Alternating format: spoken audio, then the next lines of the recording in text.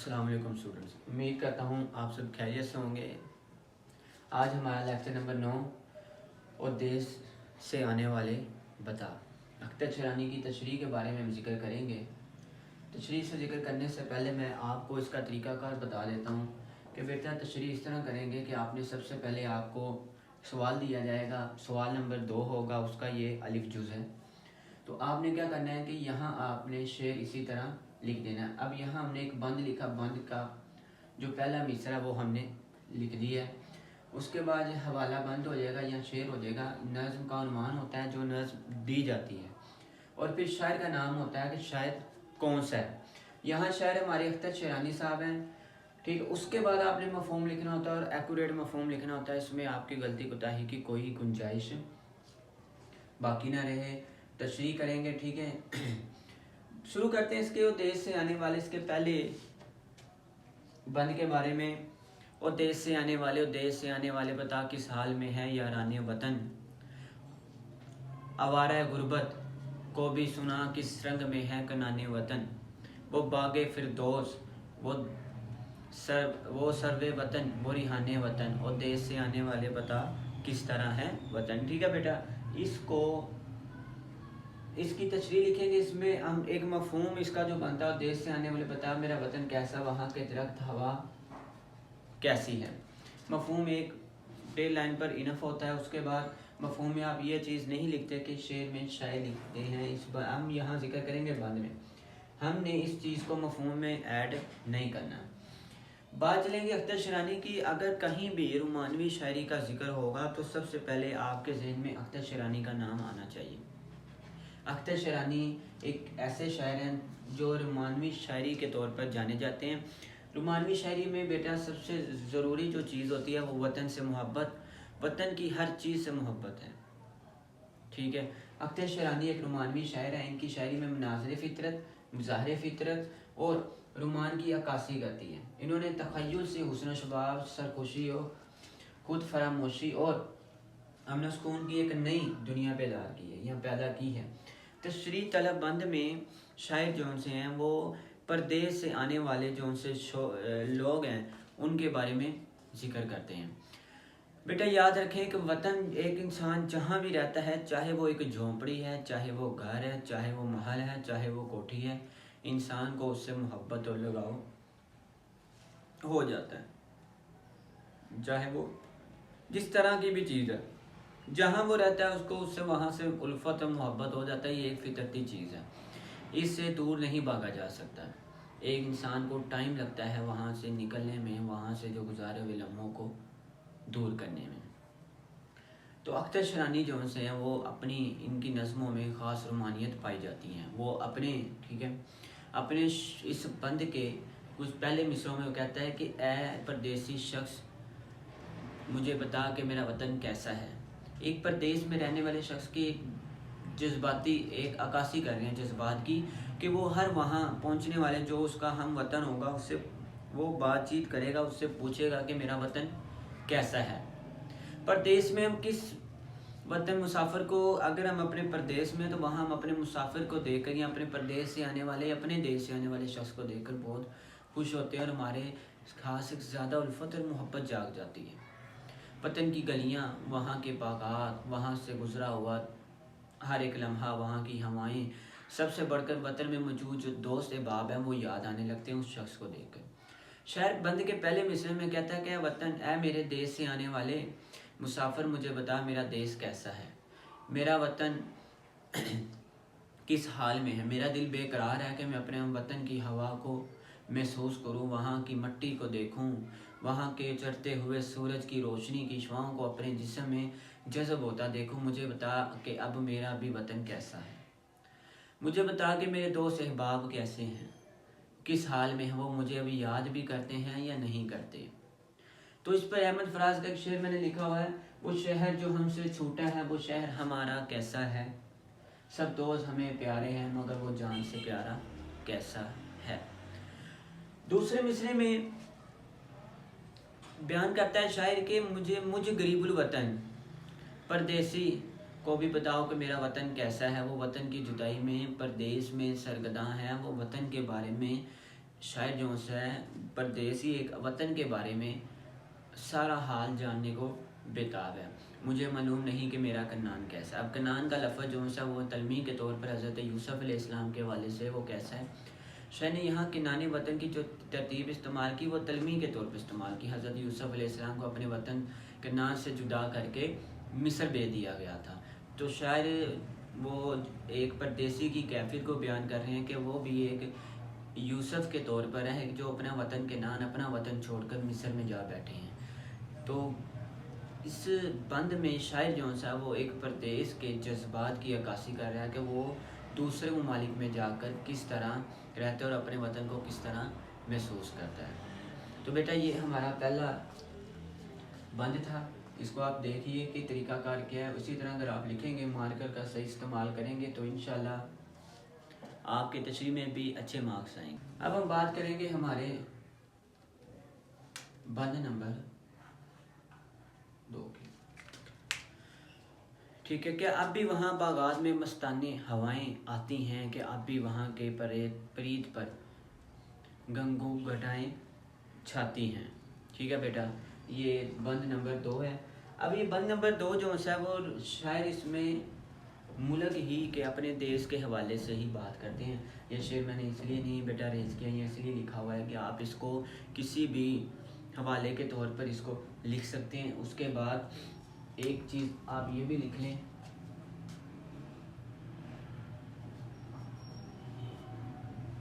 वतन से मोहब्बत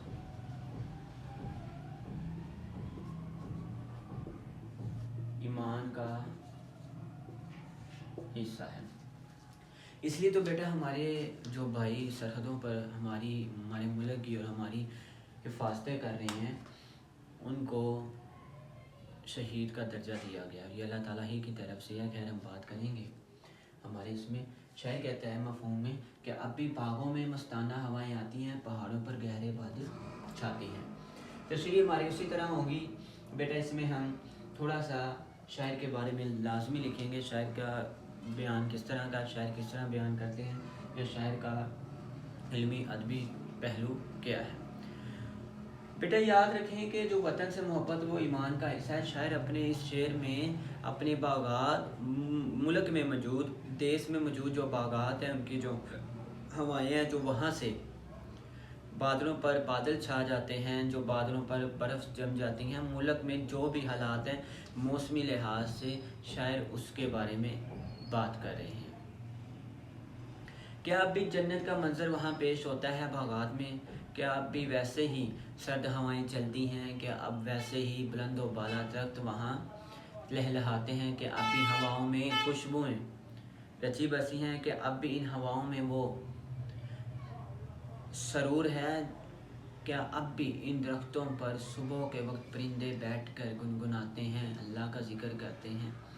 क्या अब भी वतन की हवाएं वैसे ही नगमे गाती है? ऐ मेरे देश से आने वाले मुझे बता मेरा वतन कैसा है।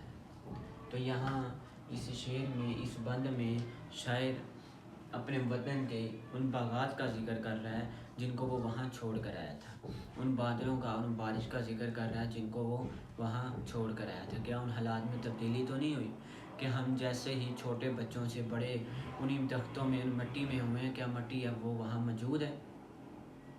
ऐ मेरे देश से आने वाले मुझे बता मेरा देश कैसा है। एक परदेश पर रहने वाले एक शख्स की ये दिली जज्बात और उसकी ये अक्कासी शायर अख्तर शरानी ने उसको पेश किया है। तो उस पर फिर आप एक हवाले का शेर यही लिख लें, वो शहर जो हमसे छूटा है वो शहर हमारा कैसा है।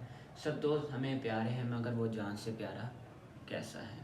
ठीक है बेटा, अब हम बात करेंगे हमारे बंद नंबर 3 की। पर क्या अभी वतन में वैसे ही सरमस्त नज़ारे होते हैं। ठीक है बेटा, 3 नंबर बंद है। इसमें शायद जो है वो वहाँ के नज़ारों की और इसमें शायद जो है वहाँ के खेल की बात कर रहा है। मुझे बताओ, जिस तरह हज़रत यूसुफ़ अलैहिस्सलाम जो है वो कनान का हाल पूछते थे अपने भाइयों से, उसी तरह एक शायर जो है वो एक परदेश जो है वो देश से आने वाले शख्स से अपने वतन का हाल पूछता है कि मेरे वतन के बागात कैसे हैं, बागों की हरियाली कैसी है, शायद अब भी उसमें तरह कायम है। मेरे वतन की नज़ीर वादियाँ कैसी हैं, क्या वैसे ही सर्दो सदाब है, क्या वो जन्नत का नज़ारा पेश करती हैं। बिलाशुबा वतन से जो एक इंसान का एक फितरती जज्बा है, इसको भी आप हाईलाइट कर सकते हैं। वतन से इंसान का फितरी जज्बा, वतन से मोहब्बत,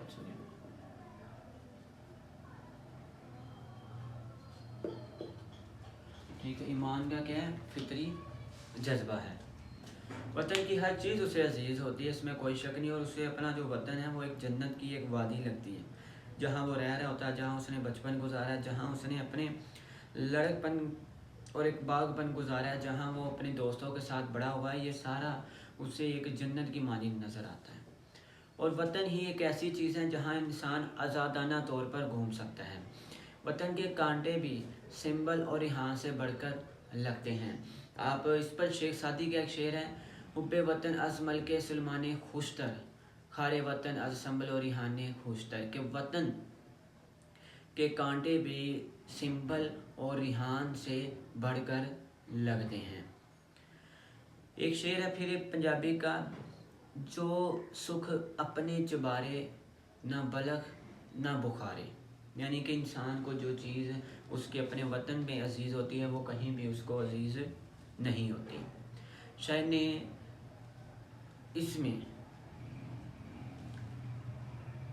खेल का भी जिक्र किया है कि जो अपना परदेसी है वो पूछता है कि जो खेल हम वहाँ खेलते हैं, जो हम वहाँ आपस में बातचीत करते थे, जहाँ छोटी छोटी खेल पे लड़ाइयाँ हो जाती थी, कि आप भी आज वैसा ही है, मेरे वतन का हाल कैसा है।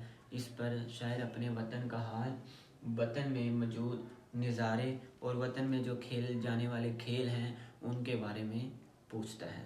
तो मैं ठीक है यहाँ एक शेर वो भी पंजाबी का भी लिख देता हूँ।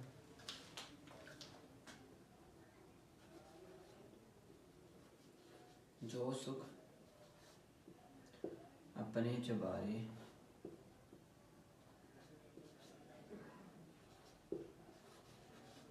ना बलग ना बुखार है। ठीक है बेटा, कि जो इंसान को खुशी, गमी, मोहब्बत, उल्फत और प्यार इंसान को अपने घर में मिलता है वो दुनिया के किसी कोने में भी नहीं मिलता, और यही हाल एक देश में रहने वालों का है। ठीक है बेटा, अब हम चलते हैं हमारे बंद नंबर 4 की जानिब। ठीक है, बंद नंबर 4 में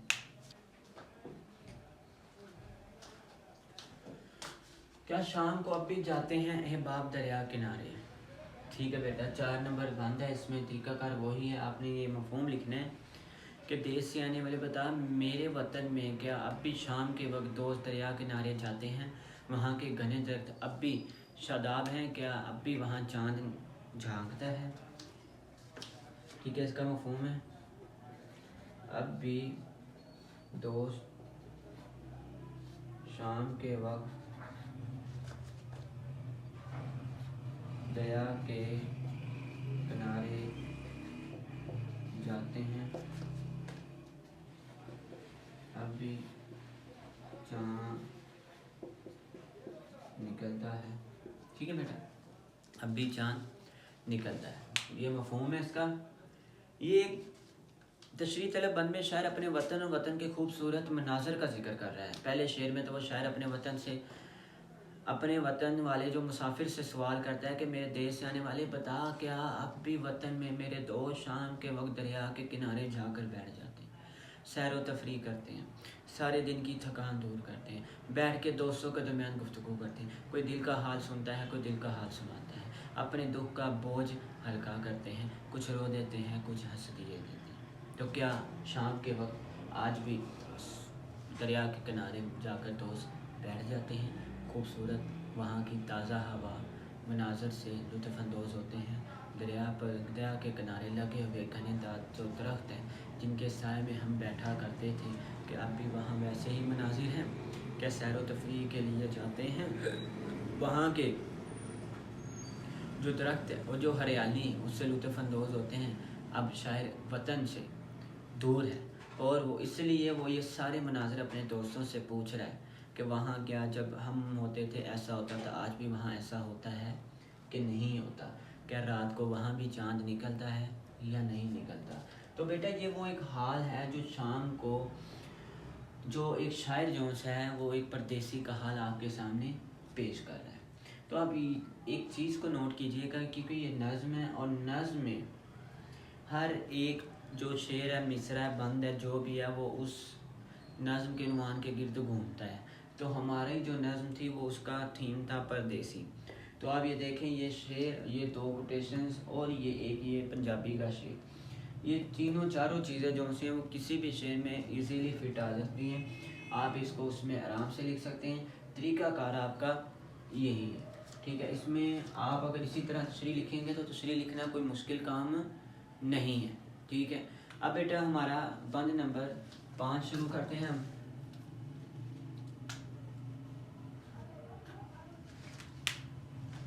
सीने में बाकी है हमारी चाह पता, क्या याद हमें भी करता है अब यारों में कोई आ बता, वो देश से आने वाले लिल्ला बता वो देश से आने वाले। बेटा एक पौधे को अगर हम उखाड़ कर उसकी जगह बदल दें तो वो भी उसकी भी तरोताज़गी जो सी वो मांद पड़ जाती है, वो भी मुरझा जाता है। तो यही हाल एक इंसान का है। जब एक इंसान किसी एक जगह से दूसरी जगह मूव करता है, मूव तो खैर नहीं, हम हिजरत कहेंगे, हिजरत करता है, एक मुल्क अपना छोड़कर किसी दूसरे मुल्क में कारोबार के लिए ज़ाहिरी तौर पर जाता है, तो वो उसी तरह मुरझा जाता है जिस तरह एक छोटा सा पौधा मुरझा जाता है। अख्तर शरानी शेर में बयान करते हैं कि आज भी मुझे मेरे दोस्त याद करते हैं, कि आज भी वो इंसान जिनको मैं पीछे छोड़ आया था, क्या मुझे याद करते हैं, जिनके साथ मैंने बचपन गुजारा था, क्या मुझे याद करते हैं, वो दोस्त जिनके साथ हंसी खुशी खेला करता था, जिनके बगैर या जिनका मेरे बगैर दिल नहीं लगता था, क्या आज भी वो खुश हैं। एक ठंडी सर्द और एक ठंडा सांस लेते हुए शायद पूछता है क्या मुझे वो याद करते हैं कि नहीं याद करते, ठीक है। यहाँ मैं मफ़हूम लिखना भूल गया हूँ कि या इसका मफ़हूम होगा कि अब भी कोई हमसे मोहब्बत करता है, हमारे दोस्त क्या भी हमें याद करते हैं। सिंपल लिख लेंगे, हमारे दोस्त अब भी हमें याद करते हैं। तो सब पर बेटा क्या लिखा, क्या से यानी कि क्वेश्चन मार्क इसीलिए दिया गया है कि बताया जाए कि जो मुसन्निफ़ है वो परदेश में रहने वाले शख्स का एक सवालिया तौर पर अंदाज़ बयान कर रहा है कि क्या अब भी मुझसे पूछा जाता है, क्या अब भी मेरे बारे में पूछा जाता है, दोस्त अहबाब जिनके साथ मैंने वक्त गुजारा, कि अब भी मुझे वो याद करते हैं, कि अब भी वो मेरे बगैर रह सकते ही नहीं रह सकते, मुझे इस तरह याद करते हैं, वो मेरी जुदाई में, मेरी गैर मौजूदगी में मुझे याद करते हैं या नहीं करते।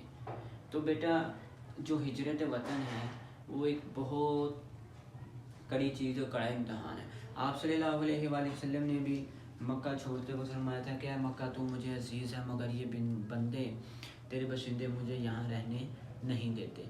तो हिजरत जो है वो कोई भी इंसान हो, जानवर हो, परिंद हो, कोई भी चीज़ है, जानदार चीज़ है, वो एक जगह से दूसरी जगह हिजरत करते वक्त बहुत गमगीन होती है। वो खुशी से कोई भी हिजरत नहीं कर रहा होता। हिजरत एक बहुत बड़ा घाव है जो इंसान के दिल में बैठ जाता है। वतन से मोहब्बत हमारे ईमान का भी हिस्सा है, और वतन से मोहब्बत जो है जज्बाती एक फितरती अमल भी है। तो बेटा ये परदेश से आने वाले, ये हमारा शायद तरीक़ाकार है कि किस तरह तशरीह को पेश किया जाता है। हवाले के कुछ इशार, कुछ चीज़ें आपके साथ लिख दी हैं। बंद नंबर 5 आपके साथ पेश किया है, ठीक है बेटा। तब तक